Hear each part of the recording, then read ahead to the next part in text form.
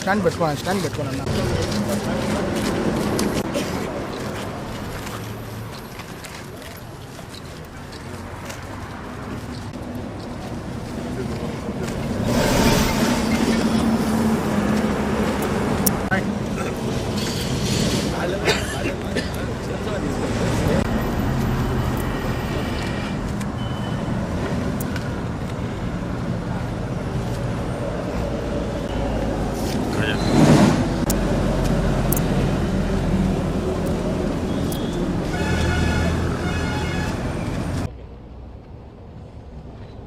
So Andhra రాష్ట్రంలో దుష్ట దుర్మార్గమైన పరిపాలన సాగుతోంది. భారతదేశంలో ఎక్కడా లేదు ఇక్కడ చేసినట్టు. ప్రతిపక్షాన్ని ఇంత దారుణంగా చేసిన పరిస్థితి స్వాతంత్రం వచ్చినాల నుంచి ఇప్పటి వరకు కూడా ఎప్పుడూ ఉన్న పరిస్థితి లేదు. చాలా దుర్మార్గం. సో వైఎస్ఆర్ కాంగ్రెస్ పార్టీకి ఓట్లు వేసిన వాళ్ళను ఇబ్బంది పెట్టి, నాయకులను కష్టపెట్టి, వాళ్ళందరినీ కూడా కొన్ని చోట్ల కూనీలు జరిగి, కొన్ని చోట్ల ఊర్లు ఇడిపించి, ఫర్నిచర్ ధ్వంసం చేసి, కొన్ని వందల వేల కేసులు ఈరోజు సోషల్ మీడియా పైన. ఇదంతా కూడా డైవర్షన్ పాలిటిక్సే, ఇదంతా వేరే ఏం లే.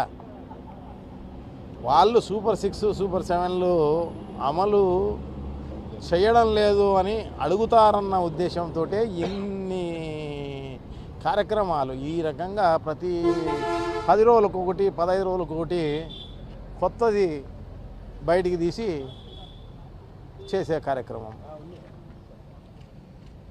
సో ఆ డైవర్షన్లో భాగంగా ఇప్పుడు సోషల్ మీడియా వాళ్ళపైన, వైఎస్ఆర్ కాంగ్రెస్ పార్టీ నాయకులపైన, ఎక్స్ఎమ్మెల్యేలపైన, గతంలో ఎవరైతే ఎక్కువగా పేపర్లలో మాట్లాడింటారో వాళ్ళపైన, అందరిపైన ఎవరో ఒకరు దారుణం పోయే వాళ్ళు పోలీస్ స్టేషన్లో చిన్న కంప్లైంట్ ఇస్తారు. చిన్న కంప్లైంట్ ఇస్తే ఇమ్మీడియట్గా దానిపైన పెద్ద ఎత్తున అన్ని రకాలైన సెక్షన్లు పెట్టి వాళ్ళని లోపలేసే కార్యక్రమం. చాలా దుర్మార్గం. ఇట్లా ఇది ఇంతకు 10 ఇంతలు తప్పకుండా వాళ్ళు మూల్యం చెల్లించుకోవాల్సిన అవసరం అయితే గతంలో మనం తెలుస్తోంది. డెఫినెట్గా భవిష్యత్తులో ఇదేం పర్మనెంట్ ఏం కాదు. సో తప్పకుండా అధికారులు కూడా తెలుసుకోవాల్సిన అవసరం తప్పకుండా ఉంది. ఇదేం పర్మనెంట్ ప్రభుత్వం ఏం కాదు.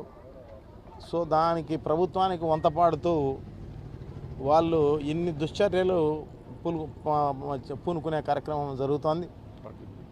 సో వారందరికీ తప్పకుండా ఇవన్నీ కూడా గుర్తుపెట్టుకునే కార్యక్రమం జరుగుతుంది. ఎవరెవరు ఏ అధికారి ఎక్కడ ఏమేం చేశారనేది. సో డెఫినెట్గా వాళ్ళందరికీ ఎందుకంటే జంబ్లింగ్ ఇంకా ముందేకే ఎలక్షన్ వచ్చే కార్యక్రమం జరుగుతుంది. 5 ఏళ్ళు కూడా ఉండే పరిస్థితి లేదు. సో ఇటువంటి పరిస్థితుల్లో తప్పకుండా ఇంతకు 10 ఇంతలు మూల్యం చెల్లించుకోవాల్సిన అవసరం అయితే తప్పకుండా ఉంటుంది అని చెప్పి తెలియజేసుకుంటున్నాం. సో ఈరోజు ఈ సోషల్ మీడియాలో బాగా యాక్టివ్గా ఉంటున్న వర్రా రవీంద్రారెడ్డి. సో ఆయన ఎప్పుడో 2021లో చిన్న పోస్టింగ్ పెట్టినాడన్న ఉద్దేశంతో ఈరోజు పెద్ద ఎత్తున అది కూడా షమ్మిలమ్మ గారిపైన ఇంకొకరిపైన పెట్టినారని చెప్పేసి. సో ఆయన పెట్టలే. ఆయన ఫోన్ నుంచి కానీ ఆయన దీని నుంచి కానీ వచ్చిన పరిస్థితి కాదు. అది ఎవరో వైజాగ్లో ఐటీడీపీ వాళ్ళు పోస్ట్ చేసి వీళ్ళ పేరుతో పోస్ట్ చేసి ఒక ఫేక్ దీని నుంచి చేసి అది వైరల్ చేసే కార్యక్రమం చేయడం జరిగిందన్నమాట. సో ఇవన్నీ కూడా సృష్టించేది వాళ్ళే. ఫాల్స్ న్యూస్, ఫేక్ న్యూస్ ఇవన్నీ కూడా సృష్టించేది కూడా ఐటీడీపీ వాళ్ళే. ఎందుకంటే మా నాయకుడు ఖచ్చితంగా చెప్పడం జరిగింది, సోషల్ మీడియా వాళ్ళకైతేనేమి అందరికీ అయితేనేమి. సో ఈ వల్గర్గా మాట్లాడడం కానీ, సో ఈ రకంగా మార్ఫింగ్లు చేసి పెట్టడం కానీ ఇవన్నీ కూడా చేయొద్దని చెప్పేసి చెప్పిన పరిస్థితి ఉంది. కాబట్టి మా వాళ్ళు ఎవరు చేయరు కూడా. సో దీన్ని వాళ్ళ కుటుంబంలో కలహాలు ఉన్నాయి కదా అన్న ఉద్దేశంతో ఇంకా దాన్ని ఫ్లేరప్ చేసే కార్యక్రమంలో భాగంగానే ఈ రకంగా వైజాగ్లో ఎవరో ఐటీడీపీ వాళ్ళు చేస్తే అతన్ని అరెస్ట్ కూడా చేయడం జరిగిందన్నమాట. సో దాన్ని ఈరోజు బూచిగా చూపించే కార్యక్రమం చేయడం జరిగింది. సో దాన్ని సుప్రీంకోర్టు ఆర్డర్ ఉంది కాబట్టి 41A నోటీస్ ఇవ్వాలా అని చెప్పి, సో అది కాకోకుండా ఇప్పుడు ఎస్సీ కేసు ఒకటి పెట్టడం జరిగిందన్నమాట ఆయన పేరుతో. అంటే ఏదో ఒక సెక్షన్లు వేసేసి లోపల వేసి దాన్ని బాగా హింసించి అన్ని రకాలుగా చేసే అంటే క్షుద్ర రాజకీయాలన్నీ కూడా చేసే కార్యక్రమం అంతా కూడా జరుగుతున్న పరిస్థితి ఉంది. సో ఉన్నట్టుగా ఈ ప్రభుత్వం మూల్యం చెల్లించుకోవాల్సిన అవసరం అయితే తప్పకుండా ఉంది. జిల్లా అధ్యక్షులు పి రవీంద్రనాథ్ రెడ్డి గారు చెప్పినట్టుగా మరి ఈ రాష్ట్రంలో ఒక అరాచక పాలన కొనసాగుతుంది. మరి ఈరోజు ఈ ప్రభుత్వం అధికారంలోకి వచ్చిన తర్వాత ఈ 6 నెలల కాలంలో మరి ఏదైతే ఎన్నికల ముందు ఇచ్చిన హామీలు, ఏదైతే సూపర్ 6 అని చెప్పి, సూపర్ 7 అని చెప్పి మరి ప్రజలకందరికీ కూడా హామీలు ఇచ్చి అధికారంలోకి వచ్చిన తర్వాత మరి ఈ 6 నెలల కాలంలో మీరు ప్రజలకు ఇచ్చిన హామీలు నెరవేర్చలేదని చెప్పి మరి సోషల్ మీడియా ద్వారా మరి వైఎస్ఆర్ కాంగ్రెస్ పార్టీ సానుభూతి పరులు అయితేమి మరి అనేక మంది మరి సోషల్ మీడియా ద్వారా ఈ ప్రభుత్వాన్ని ప్రశ్నిస్తే మరి ఈరోజు వాళ్ళ మీద అక్రమ కేసులు బనాయించడం జరుగుతుంది. మరి ఈ ప్రభుత్వం అధికారంలోకి వచ్చిన నాటి నుంచి కూడా మనం చూస్తున్నాం, ప్రజల గురించి ఎక్కడ పట్టించుకొని పాపాన పోలేదు.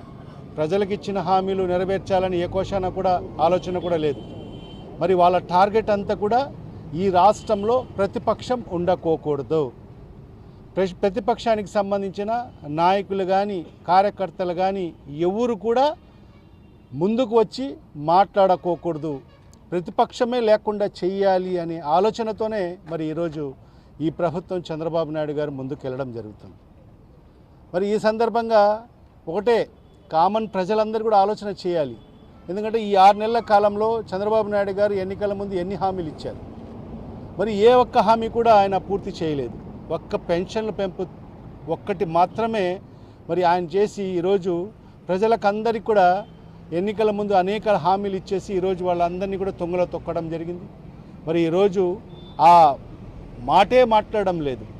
మరి ఈరోజు ఏం మాట్లాడినా కూడా గత ప్రభుత్వం ముందు నిందలేయాలి. ఈ 6 నెలల కాలంలో మనం చూసింది ఏమంటే, ఏ మంత్రి మాట్లాడినా, ఒక ముఖ్యమంత్రి స్థాయి వ్యక్తి మాట్లాడినా, ఒక ఉప ముఖ్యమంత్రి మాట్లాడినా, ఒక సామాన్యమైన ఎమ్మెల్యే మాట్లాడినా మరి గత ప్రభుత్వం జగన్ ప్రభుత్వం ఇది తప్ప వాళ్ళు ఈ 6 నెలలు చేసింది శూన్యం. మరి ఈ రాష్ట్ర ప్రజలకందరికీ కూడా తెలుసు, గత 5 సంవత్సరాల్లో జగన్మోహన్ రెడ్డి గారు ఏ రకంగా పేద ప్రజల్ని ఆదుకున్నారో ఈ రాష్ట్రం కాదు దేశ ప్రజలకు కూడా తెలుసు. గతంలో ఎప్పుడు ఎక్కడ జరగనటువంటి విధంగా సంక్షేమం జరిగిన రాష్ట్రం ఏదైనా ఉందంటే భారతదేశంలో ఒక్క ఆంధ్ర రాష్ట్రంలోనే, ఒక జగనన్న ప్రభుత్వంలోనే జరిగిందని చెప్పి కూడా మరి దేశవ్యాప్తంగా కూడా మరి జగన్మోహన్ రెడ్డి గారికి, ఆనాటి ముఖ్యమంత్రి గారికి మరి ప్రత్యేక ప్రశంసలు కూడా అనేక ప్రభుత్వాలు అందించిన పరిస్థితి కూడా మనం చూసాం. మరి ఈరోజు నాయకుల్ని టార్గెట్ చేశారు. మరి ఇప్పుడే చెప్పినట్టుగా అనేక మందికి హత్యలు చేశారు. మరి అనేక మందికి ఊర్లు విడిపించారు, ఎవరు కూడా ఊర్లో కూడా ఉండకోకుండా. మరి అదేవిధంగా ఎవరు కూడా బయటికి వచ్చి మాట్లాడడానికి కూడా అలాంటి భయానక ఒక వాతావరణాన్ని ఈరోజు ఈ రాష్ట్రంలో సృష్టించి ఎవరు కూడా ఈ ప్రభుత్వాన్ని సృష్టించుకోకూడదు. Diversion politics. ఎందుకంటే ఇప్పుడే చెప్పినట్టుగా మరి ఎక్కడైనా ప్రజల ముందుకు వచ్చి మేము ఇచ్చిన హామీలు ఎక్కడ నెరవేర్చలేదని అడుగుతారని చెప్పి మరి ఈ రకంగా డైవర్ట్ చేసేసి ఒక భయానక వాతావరణం రాష్ట్రంలో సృష్టించేస్తే ఎవరు కూడా ముందుకు వచ్చి మాట్లాడరని చెప్పి మరి ఆ రకంగా ఈ ప్రభుత్వం ముందుకెళ్తుంది. మరి దాంట్లో భాగంగానే మరి గత 10 రోజులుగా చూస్తున్నాం సోషల్ మీడియా. ఎందుకంటే ఇవాళ అనేక పచ్చ ఛానళ్ళు, పచ్చ మీడియాలు, పేపర్లు అన్నీ కూడా చంద్రబాబు నాయుడు గారికి ఒత్తాస పలుకుతున్నాయి. మరి ఆ పందాలో మనకు ఏకైక ఆయుధం ఏదైనా ఉందంటే, ఈ ప్రభుత్వాన్ని ప్రశ్నించే ఆయుధం ఏదైనా ఉందంటే, సామాన్య ప్రజలు కానీ ఎవరైనా కానీ ఈ ప్రభుత్వానికి ప్రశ్నించే ఆయుధం ఏదైనా ఉందంటే అది ఒక సోషల్ మీడియా ద్వారానే మరి ప్రభుత్వానికి మనం ప్రశ్నించే హక్కు ఉంది. ఎందుకంటే ఇది ప్రజాస్వామ్య దేశం. ప్రజాస్వామ్యంలో ప్రతి ఒక్క సామాన్యమైన పౌరుడికి కూడా ప్రభుత్వానికి ప్రశ్నించే హక్కు ఉంది. వాక్ స్వాతంత్రం ఉంది. మరి అలాంటి వాక్ స్వాతంత్రాన్ని కూడా హరించే విధంగా మరి ఈరోజు వాళ్ళ మీద కూడా అక్రమ కేసులు బనాయించడం జరుగుతుంది. వైఎస్ఆర్ కాంగ్రెస్ పార్టీ సానుభూతి పరులైన సోషల్ మీడియా వాళ్ళను టార్గెట్ చేసుకొని మరి ఏ రకంగా వాళ్ళు హింసిస్తున్నారో రాష్ట్ర వ్యాప్తంగా ప్రతి స్టేషన్లో వాళ్ళ మీద కేసులు బనాయించడం అంటే ఇప్పుడు చెప్పినట్టే కాదు, అది ఎప్పుడో పెట్టిన కేసుల్ని కూడా మరి ఎవరో ఒక అనామకుడి చేత వాళ్ళే కంప్లైంట్ ఇప్పిస్తున్నారు. మరి ఆ కంప్లైంట్ ఇచ్చిన మరుక్షణమే ఆ పోలీస్ స్టేషన్లో కేసు నమోదు కావడం జరుగుతుంది. మరి అదే తరహాలో మేము కూడా మొన్న మా రాష్ట్ర పార్టీ ఆదేశానుసారంగా ప్రతి జిల్లా హెడ్ క్వార్టర్లో కూడా గత 5 ఏళ్ల కాలంలో ఐటీడీపీ అని పెట్టేసి సోషల్ మీడియా ద్వారా అనేక మన రాష్ట్ర ముఖ్యమంత్రి స్థాయి వ్యక్తిని కూడా వదలకోకుండా, వాళ్ళ కుటుంబాన్ని వదలకోకుండా మరి వాళ్ళు పెట్టిన పోస్టులను కూడా మనం పెట్టి మరి ప్రూఫ్లతో సహా కూడా మనం మొన్న పోయి స్టేషన్లో కంప్లైంట్ ఇస్తే ఇప్పటి వరకు కేసులు కూడా నమోదు చేయలేదు. మరి అదే ఈరోజు అనామకుడి చేత వాళ్ళే చెప్పి కేసు కంప్లైంట్ ఇప్పిస్తారు. మరి ఆ స్టేషన్లోనే కేసు బుక్ అవుతుంది. వెంటనే వాళ్ళను అరెస్ట్ చేసి వాళ్ళ మీద ఎస్సీ ఎస్టీ కేసులు మరి నాన్ బెయిలబుల్ సెక్షన్లో పెట్టి మరి వాళ్ళకి ఇబ్బంది చేసే కార్యక్రమాలు. ఎందుకంటే భవిష్యత్తులో ఎవరు కూడా మరి ఇలాంటివి బయటికి ఎవరు కూడా వైఎస్ఆర్ కాంగ్రెస్ తరపు నుంచి సోషల్ మీడియాలో కూడా ఎవరు కూడా పెట్టేదానికి సాహసం కూడా చేయకోకూడదని ఆలోచనతోనే మరి ఈరోజు ఈ ప్రభుత్వం మరి ఈ రకంగా వ్యవహరిస్తుంది. ఖచ్చితంగా అధికారులు కూడా ఒకటే చెప్తున్నాం. ఇప్పుడు మా నాయకుడు కూడా చెప్పాడు, ఎక్కడున్నా కూడా వదలం, ఎక్కడ సప్త సముద్రాల్లో ఉన్నా కూడా వదిలిపెట్టే పరిస్థితి ఉండదు.